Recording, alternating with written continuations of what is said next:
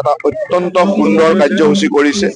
যোৱা 5 বছৰে এই ৰাভা সাংস্কৃতিক সমাৰোহ কৰি আহিছে আৰু আজি এটা সুন্দৰ প্ৰাকৃতিক পৰিৱেশত এই কাৰ্যসূচী কৰিছে। আগন্তুক 3টা দিন এই কাৰ্যসূচী চলিব আৰু সঁচাকৈ ইতিহাস প্ৰসিদ্ধ এই ৰান্দুপেন্দুপ অঞ্চলটোত খুব সুন্দৰভাৱে কৰিছে আৰু মই আহি ইয়াৰ পৰিৱেশটো দেখি অত্যন্ত আনন্দিত হৈছো। অকল ৰাভা জনগোষ্ঠীয়ে নহয়, এই বৃহত্তৰ গোৱালপাৰাৰ আন জনগোষ্ঠীসমূহৰ সাংস্কৃতিক দিশসমূহ বা সাংস্কৃতিক কাৰ্যক্ৰম ইয়াত হ'ব। গতিকে মই ইয়াৰ উত্তৰোত্তৰ কামনা কৰিছো। আমাৰ মুখ্য কাৰ্যবাহী সদস্য টংকেশ্বৰ ৰাভা ডাঙৰীয়াক বিশেষভাৱে ধন্যবাদ দিছো।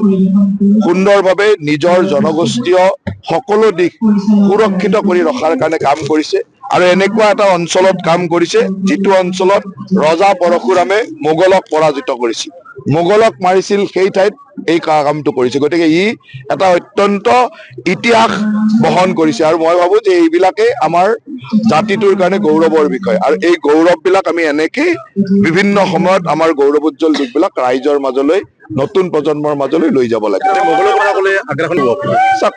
এটা কথা স্পষ্ট যে অসমৰ প্ৰতিটো খিলঞ্জীয়া জাতি জনগোষ্ঠী আজি আগ্ৰাসনৰ কবলত পৰিছে। আমি আমাৰ ভূমি কৰবাত হেৰুৱাইছো, আমি কৰবাত আমাৰ সংস্কৃতি হেৰুৱাইছো, আমি কৰবাত আমাৰ ভাষাৰ সংকট হৈছে। গতিকে আমি প্ৰতিটো অসমৰ খিলঞ্জীয়া জনগোষ্ঠীয়ে ইজনে সিজনৰ হাতত ধৰি ইজনে সিজনক সহায় কৰি আমাৰ স্বকীয়তা ৰক্ষা কৰিব লাগিব, আমাৰ সংস্কৃতি আমাৰ সভ্যতা ৰক্ষা কৰিব লাগিব। আৰু আজি ৰাভা হাছং স্বায়ত্তশাসিত পৰিষদৰ নেতৃত্বত এই অঞ্চলৰ প্ৰতিটো জাতি জনগোষ্ঠীক হাতত হাত ধৰি সেই কামটো কৰাৰ চেষ্টা কৰিছে। তাৰ কাৰণে মই টংকেশ্বৰ ৰাভা ডাঙৰীয়াক ধন্যবাদ জ্ঞাপন কৰিছো। আপুনি বড়ো অসমৰ সুন্দৰ বিশ্লেষণ কৰিলে, কিন্তু কালি অখিল গগৈয়ে কৈছে যে বড়ো অসম হ'ব কথাটো হ'ল যে আজিৰ তাৰিখত অসমত এচাম মানুহ আছে অকল ভোটৰ স্বাৰ্থত বৰ অসম কৰিব। আমি ভোটৰ স্বাৰ্থত বৰ অসম নহয়, প্ৰকৃত বৰ অসম যিখন মহাপুৰুষ শংকৰদেৱৰ বৰ অসম, যিখন চাওলুং চুকাফাৰ বৰ অসম, যিখন মহাৰাজ জিলাৰ নৰনাৰায়ণৰ বৰ অসম, সেইখন বৰ অসম কৰিব খুজিছো। আমি এই তথাকথিত তেওঁলোকে ভাবা ভোটৰ কাৰণে বনোৱা বৰ অসমখন নহয়। আমাক ভোটৰ কাৰণে বৰ অসম নালাগে, আমাক লাগিব ৰাভা লাগিব, মিচিং লাগিব, কাৰ্বি লাগিব, গাৰো লাগিব, বিভিন্ন ধৰণৰ আমাৰ যিবিলাক জনগোষ্ঠী তাক লাগিব। এই জনগোষ্ঠীৰ লগত আগ্ৰাসনকাৰী একো হ'ব নোৱাৰে।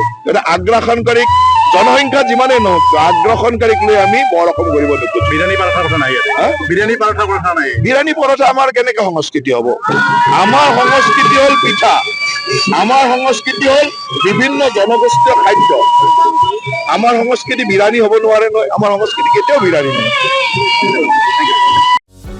যিকোনো খবৰৰ বাবে যোগাযোগ কৰক আমাৰ এই নম্বৰত 9181 307 221।